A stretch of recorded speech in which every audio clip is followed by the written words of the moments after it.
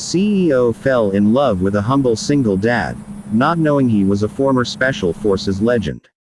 The coffee shop on Fifth Avenue was nothing special, just another corporate chain where Manhattan's elite grabbed their morning fuel before conquering the business world.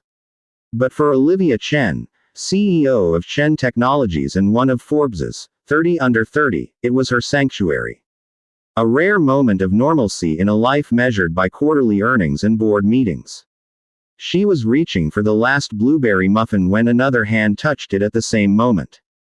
"I'm so sorry," a deep voice said. "You take it." Olivia looked up into the warmest brown eyes she'd ever seen. The man was tall, with close-cropped dark hair and a weathered face that suggested he'd seen more of life than the typical New York professional. He wore a simple flannel shirt and jeans, a stark contrast to the sea of designer suits surrounding them. "We could share it," she found herself saying, surprising herself.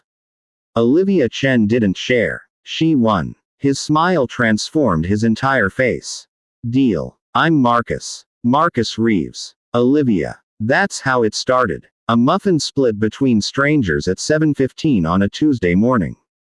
Over the following weeks, their coffee shop encounters became routine. Marcus was always there at the same time, ordering a black coffee and whatever pastry was available. He was different from the men Olivia usually met, the venture capitalists, the tech bros, the corporate sharks. Marcus actually listened when she talked. He asked about her day, remembered small details, made her laugh with dry observations about the other customers. "So what do you do?" she finally asked one morning, 3 weeks into their friendship. "I'm a stay-at-home dad," he said simply. "My daughter Emma is 7. She's everything." Olivia felt something flutter in her chest. In her world of ruthless ambition, here was a man who'd chosen a different kind of success. "That's wonderful. What about her mother?" A shadow crossed his face. "She passed away 2 years ago. Cancer. It was fast." "I'm so sorry, Marcus." "Emma keeps me going," he said, his voice soft. "Every school play, every scraped knee, every bedtime story, that's what matters now." Olivia found herself wanting to know everything about this man and his daughter. She started asking questions, and Marcus would share stories that made her smile. Emma's obsession with dinosaurs, her hatred of broccoli, her dream of becoming an astronaut.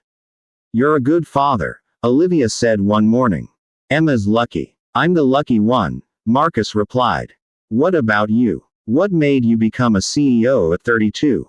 Olivia laughed. "Ambition, stubbornness, and a lot of sleepless nights. My parents immigrated from Taiwan with nothing. They built a small electronics repair shop into a modest business. I wanted to take that legacy and multiply it by 1,000. And you did." "I did," she acknowledged. "But sometimes I wonder what I sacrificed along the way." Their coffee dates evolved into lunch meetings, then dinners at quiet restaurants where Olivia could escape the pressure of being recognized. Marcus never seemed impressed by her success or intimidated by her position.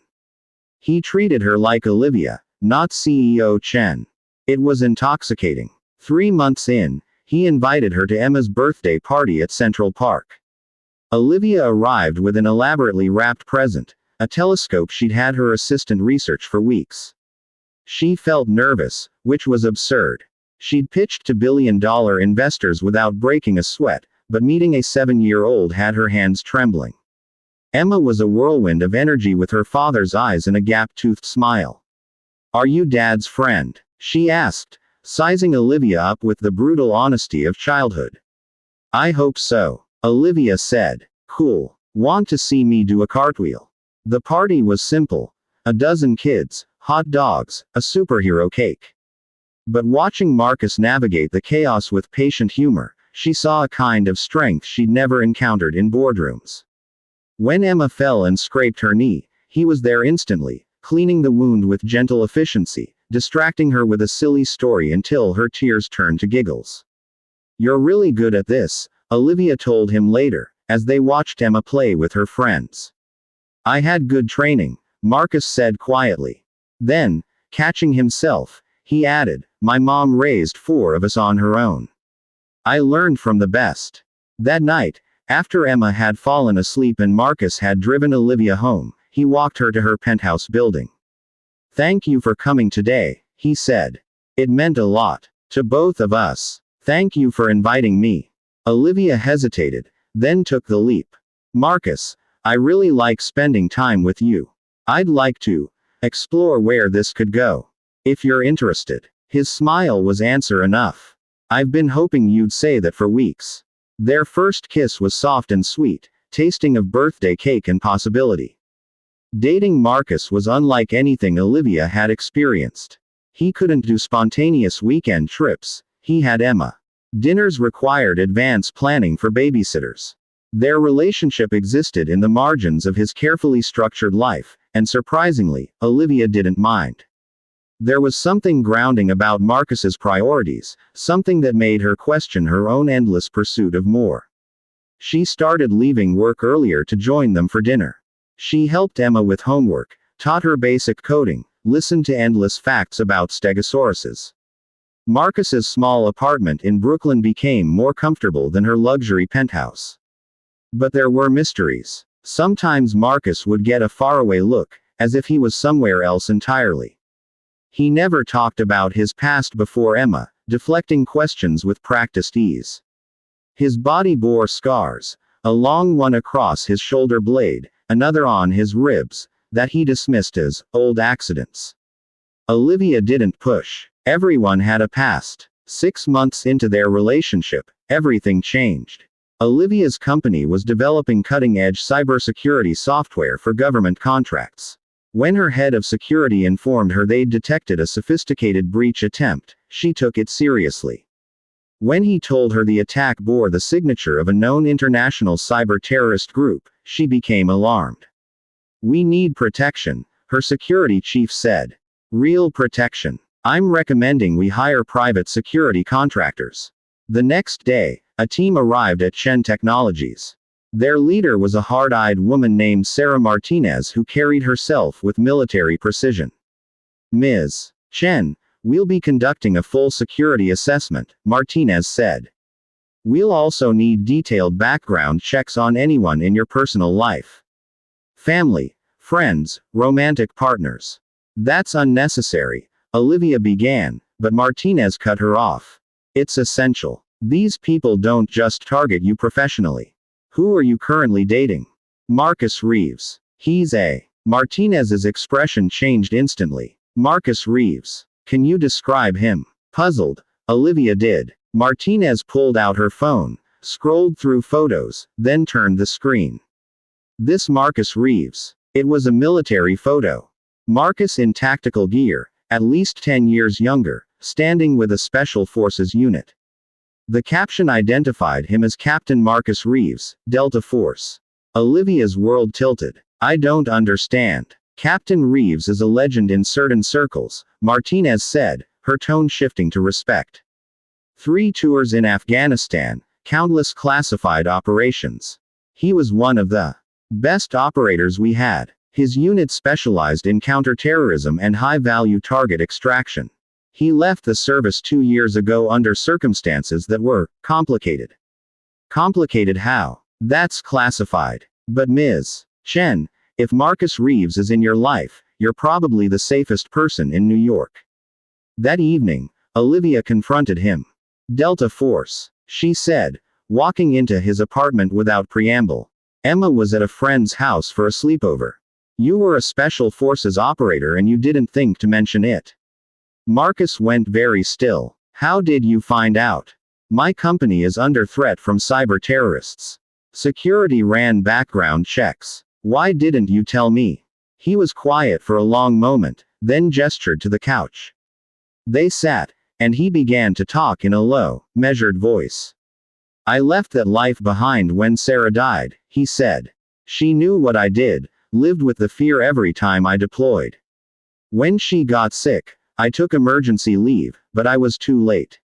I was on a mission when she died. Emma had to hear it from my mother. She was 5 years old." His hands clenched. "I'd spent years hunting monsters in the dark, and I missed my wife's last moments. I resigned the day after her funeral. That person, Captain Reeves, he died with Sarah. I'm just Marcus now, Emma's dad. That's all I want to be. Olivia's anger dissolved. You should have told me. I know. I liked being normal with you. Not the operator. Not the hero everyone wants to talk about. Just a guy sharing a muffin with a beautiful woman. She took his hand. Marcus, you're not just anything. You're brilliant and kind and an amazing father. The military service, that's part of you, but it doesn't define you. I was afraid you'd see me differently. I do see you differently, Olivia admitted. But not in the way you think. I see someone who's even braver than I realized. You walked away from a career, from recognition, from everything you knew, for your daughter. That takes more courage than any military operation. Marcus pulled her close. I love you, Olivia. I've been wanting to say it for months. I love you too, she whispered. All of you. Captain Reeves and Emma's dad. The next week, when the cyber threat escalated to a credible kidnapping risk, Marcus stepped back into his old role without hesitation. He coordinated with Martinez's team, identified vulnerabilities, and restructured Olivia's entire security protocol with the precision of someone who'd spent years staying alive in hostile territory. You're terrifying when you're in operator mode, Olivia told him, watching him brief her security team. Just protecting what's mine, he said, kissing her forehead. The threat was neutralized within days. Marcus's expertise, combined with Chen Technologies' cybersecurity, proved insurmountable. A year later, Olivia stood in Marcus's apartment, their apartment now, remodeled and expanded, watching him help Emma with her science project on space exploration. Did you know Dad used to jump out of helicopters? Emma asked casually. I did know that, Olivia said, smiling. He doesn't anymore because he's my dad now. But it's still cool. Marcus caught Olivia's eye and winked. In that moment, she understood. His past made him who he was, disciplined, protective, resilient. But his present, his choice to be fully committed to the small, beautiful moments of ordinary life, that's what made her love him. She'd built an empire chasing success. But Marcus had shown her that the truest victories were measured in shared muffins, birthday parties, and the courage to choose love over glory. Hey, Marcus said, walking over after Emma bounded off to her room.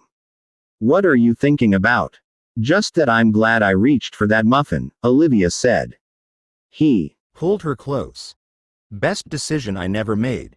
And in the heart of New York, surrounded by the life they were building together, the CEO and the humble single dad, former Special Forces legend, knew they'd both finally found their most important mission, each other.